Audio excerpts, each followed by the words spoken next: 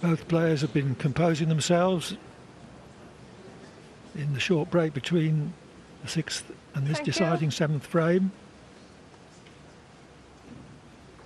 Deciding frame. New Robertson to break.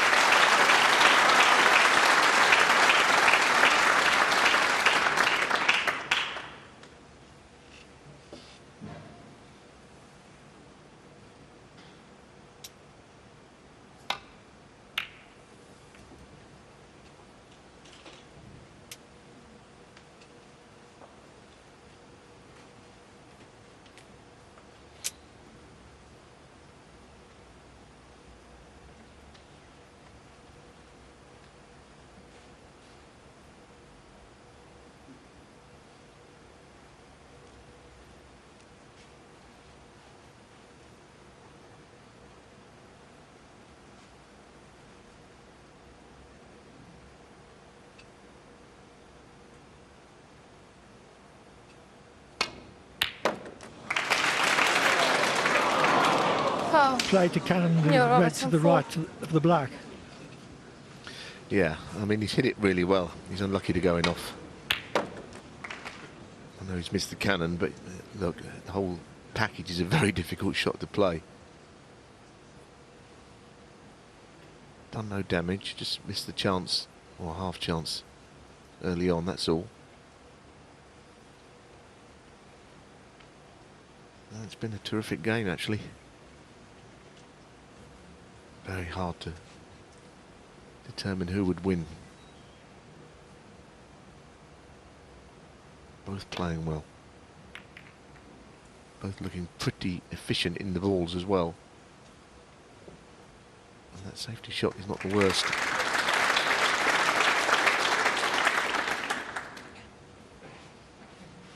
It's not unprecedented to make a 1-4-7 and lose the match.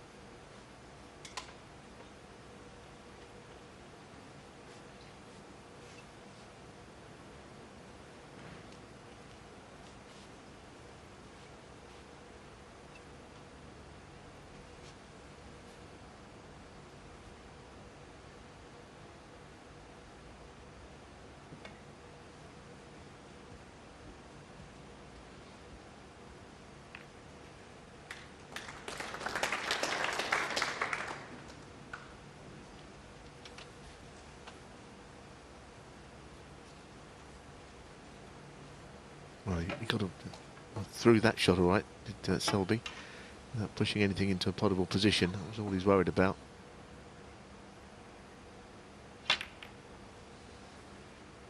Trying to get a really good shape around to get in behind the green. That's another very fine safety shot. Robertson, watertight stuff. Yes, he had Selby directly behind the yellow with the previous shot, now directly behind the green.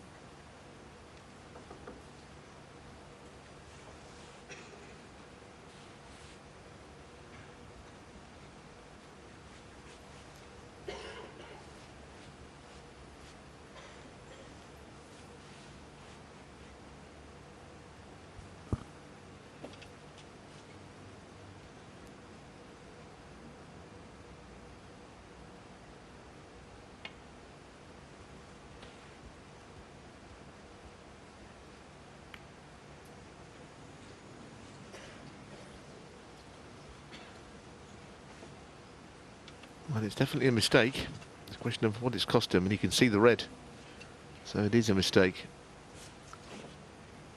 And if you keep playing immaculate safety, eventually something's got to give. Well, we know that Mark Selby is tactically and safety-wise as good as anybody. He was beaten in that little exchange.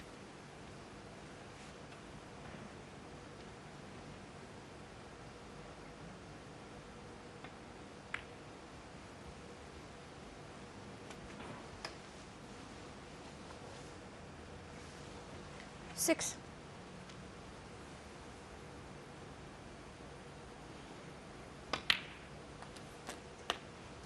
7.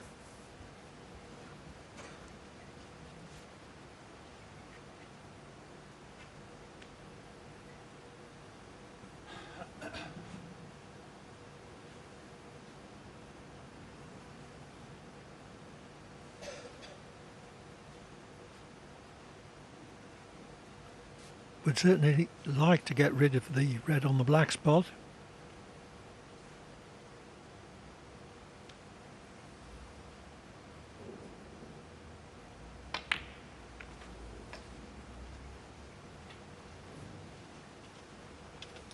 Yes, Clive, and I think 12. well, he's certainly got the backup red available to him. I think he can pot the one on the black spot that you were speaking of, and that could really open things up.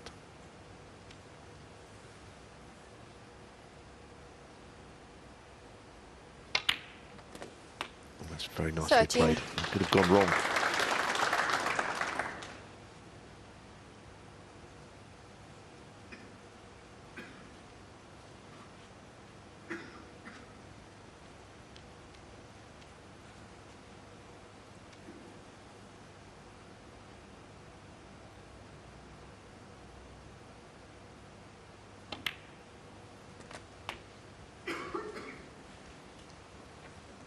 It should be remembered that these two had a really good match just a week ago.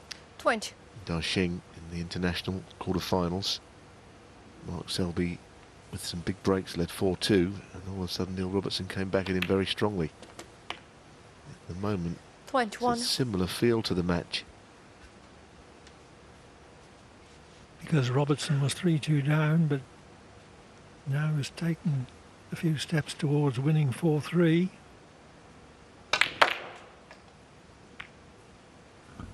Well, he didn't hold back on that shot, and goodness, if that has gone over the top of 26. the cue ball there, because he's got a red to the right corner, but now it's amazing. Of all the places the pink could have gone and it kissed a red, it's finished right on top of the cue ball. Otherwise, that split was perfect. Yeah, and it's a proper left-hander shot that he was faced with on that red. That's desperate luck, actually.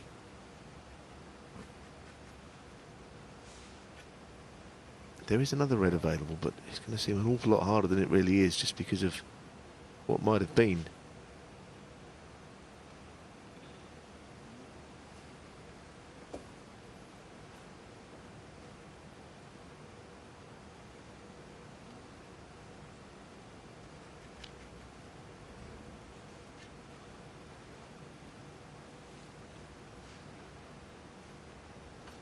It's tough to get the rest in between the blue and pink. It's a big distraction.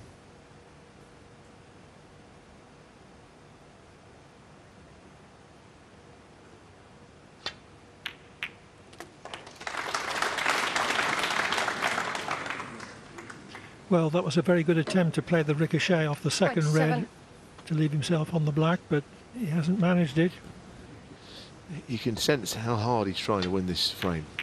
He really is putting everything into it, and he hasn't been blessed with the best of luck in the last two shots. Now he's got to put Selby in the long grass again.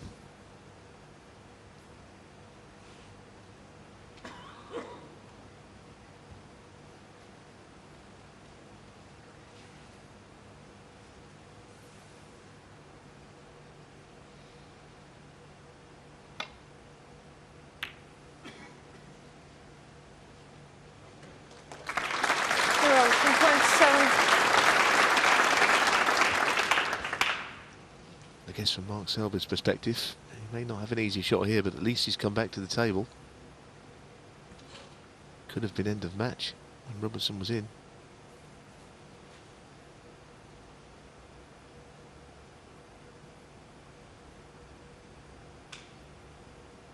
Oh dear. That was horribly thin that he hit that. He meant it a lot thicker.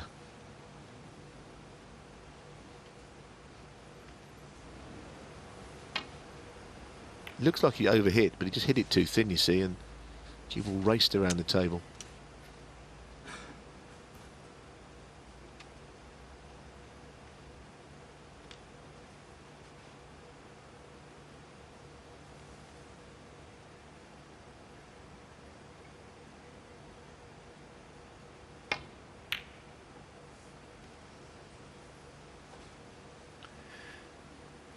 Wasn't left an easy red though, as he well could have been.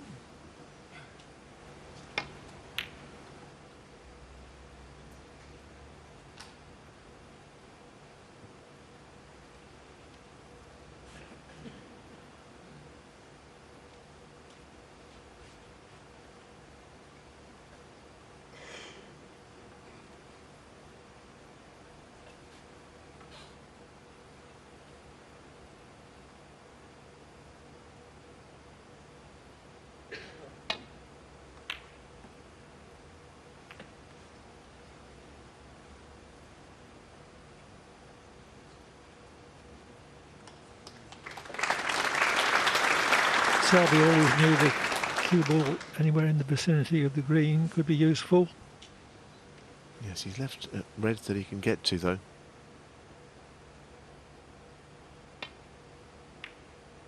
Now it's almost the same. Robertson trying to get behind the green, but going into it. Surely not another plant. Selby has knocked in about 3 or 4 in this match. It's not a plant, a dead plant. It's way to the bottom jaw, but if he could straighten it up, there you can see it. He's probably hitting the first red near to full ball, I would say, just a slight angle, and he might just screw back up the table from it if he plays it.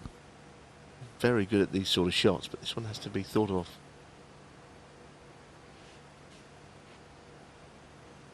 It's a tough one. The result could turn on this shot if Selby takes on that plant. Yeah, I mean, sometimes if you've got no other shot, it almost makes your mind up for you, but he has other shots.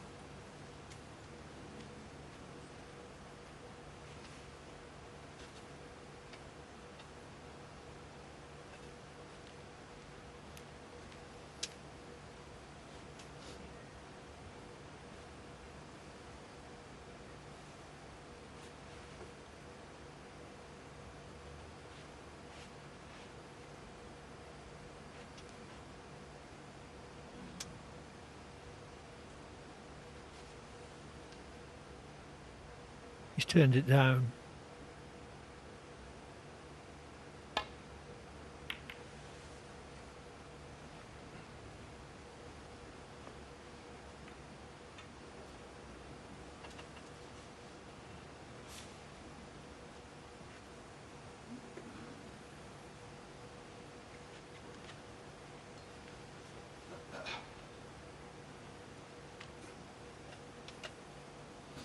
Well, I don't think he's going to play the left-hand red, but it is potentially significant. Playing off the other red, he's got to avoid hitting that one on the way back up, the red on the left.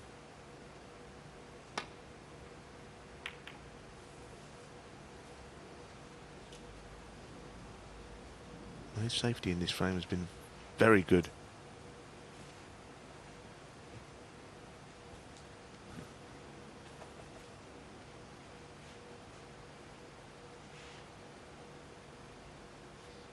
You look at the table and you think, well, Mark Selby might have a containing safety shot, or the only other thing I would think of is to just knock this long red in and clear up. He would get on the black if he could stun it in, but it's tough, really tough.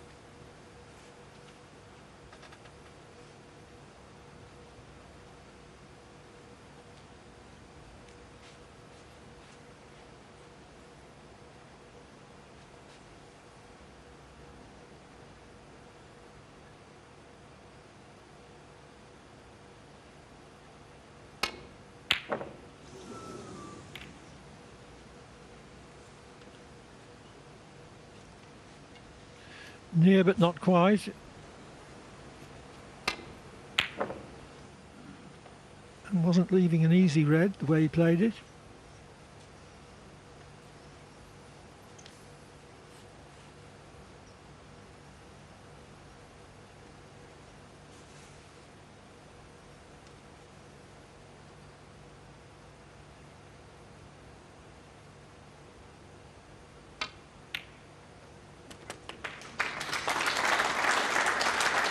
1.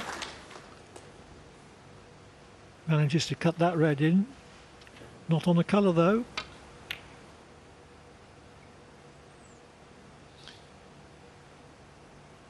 No. And he's going to roll up behind a colour here. The red's quite well spread. I think he's going to play up behind the brown. He wants to make sure that the right hand red is the one that he covers. The others are covered up by the blue and pink anyway, or most of them.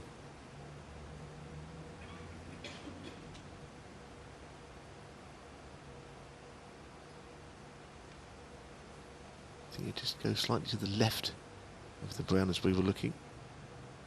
Ooh, dearie Oh. me, it's the And one it was thing every snooker Robertson player one. hates. Mark That Selby moment 4. when you finish short. He's finished way short, hasn't he? He's not even got near it.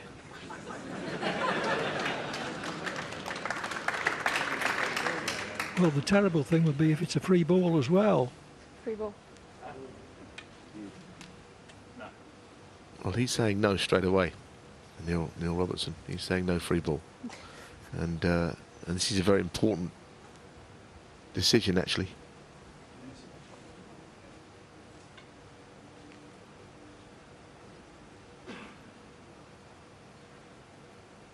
For it not to be a free ball, both edges of the ball on have to be hittable. Okay, sorry. No, Desislava Bozilova has changed her decision. Yeah, it was a tight one. You know, it wasn't a glaring misjudgment by the referee. It was very, very close, and we've arrived at the correct decision. And it's a huge call, actually. Say that business of rolling up behind a colour. There's not a player in the game who's not finished short like that, but he finished way short.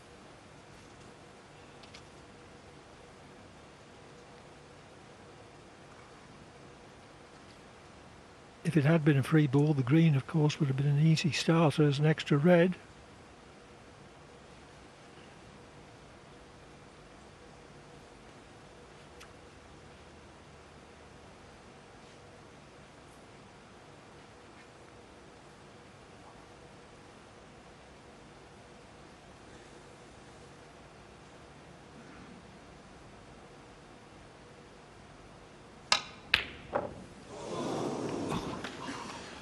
How near was that? Yeah, it was very close. I mean, Mark Selby hit one earlier in the frame that was as close. You can tell what there's a real intense rivalry between them on the table, not off the table at all. It's a big tournament and these two guys want to be there tonight.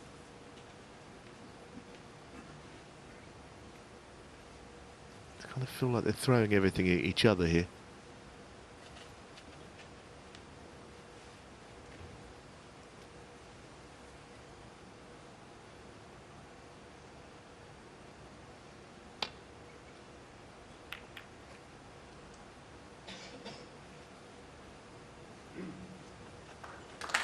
Another very telling safety shot.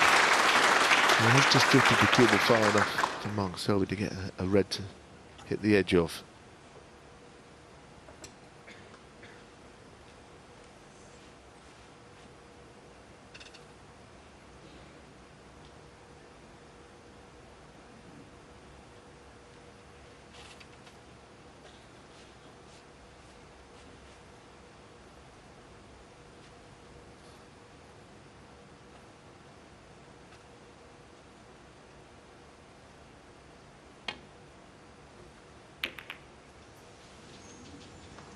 Caught that very thick.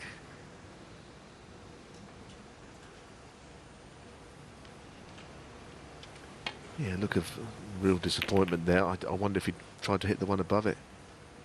Whatever happened, it was a mistake and a big one.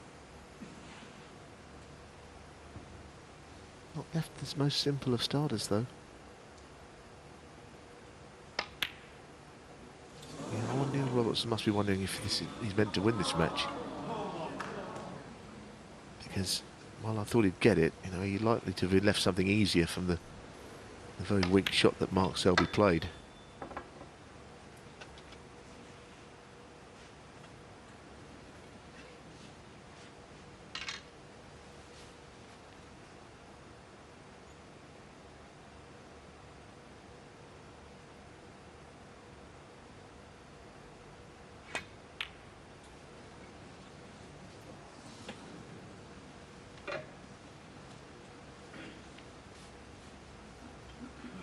Hasn't left anything though.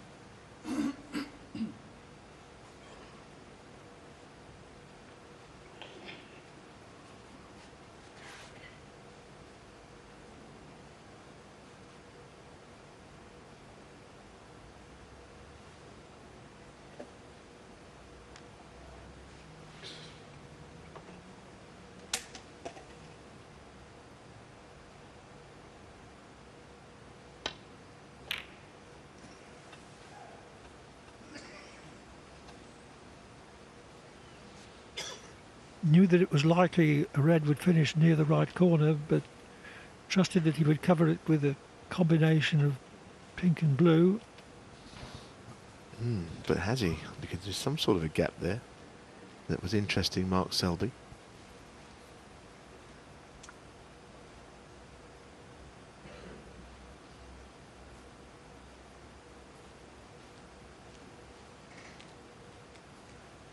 Do you know, I think he can get to that to pot it. It's just over a width of a ball between them as well. The blue and pink. I think it goes.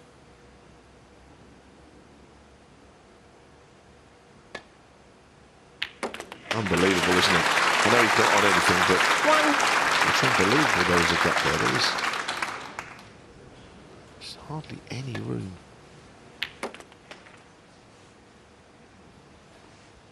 Well, Robertson's just thankful that Selby isn't on the black.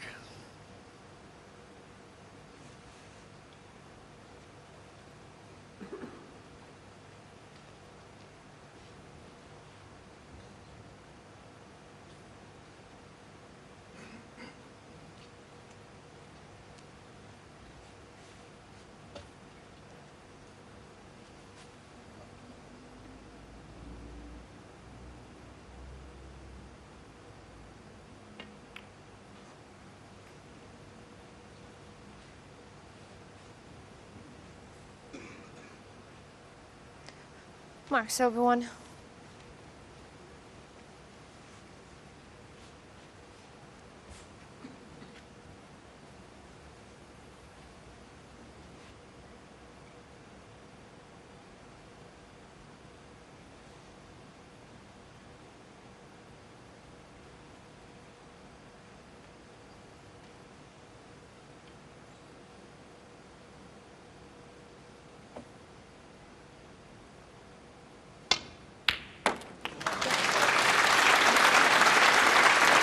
Excellent one pot, and it could be very significant. It's a beautiful strike. And look at the cue ball up and down the table. He's made a career out of knocking in shots like that.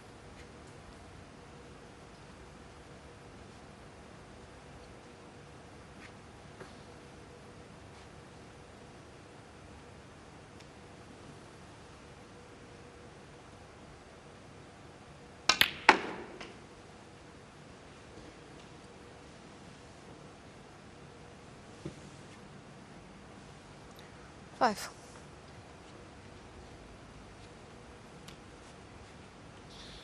Just a slightly awkward angle on this red.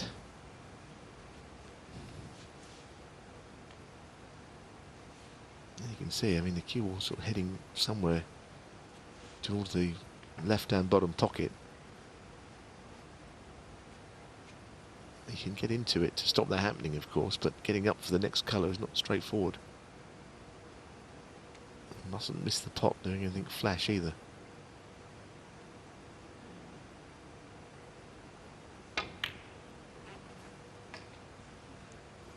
Pretty good shot, that, you know. I tell you, that was not easy.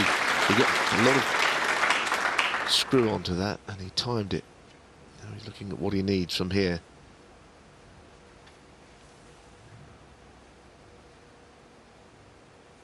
It's a match-winning chance.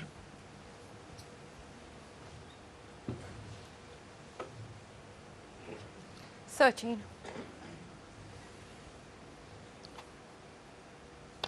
Yes, what he needs is, after this black, 14. the red that's out in the open, or more so than all the others anyway, up the table.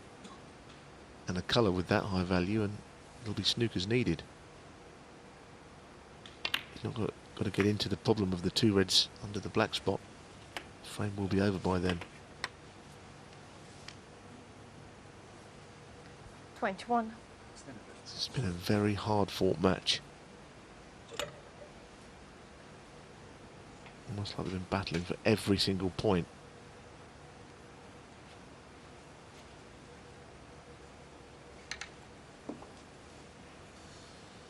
Within 2 pots of the winning line then, effectively.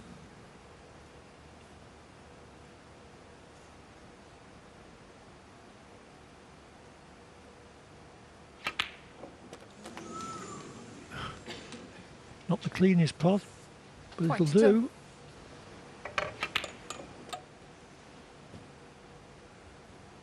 Yeah, I don't know if he'll be doing anything too exotic here. Let's pop this.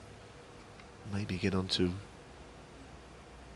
a loose red, but not play the cannon anyway. And there's your answer. Just pop the ball and your opponent with snookers. 56 in front, 29. only 51 left.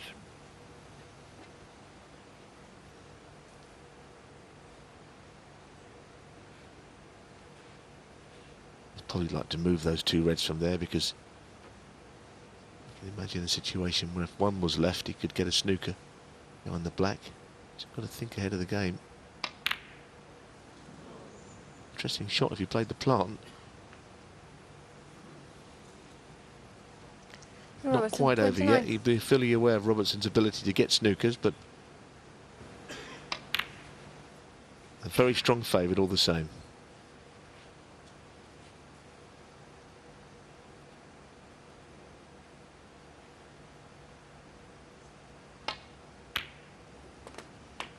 One.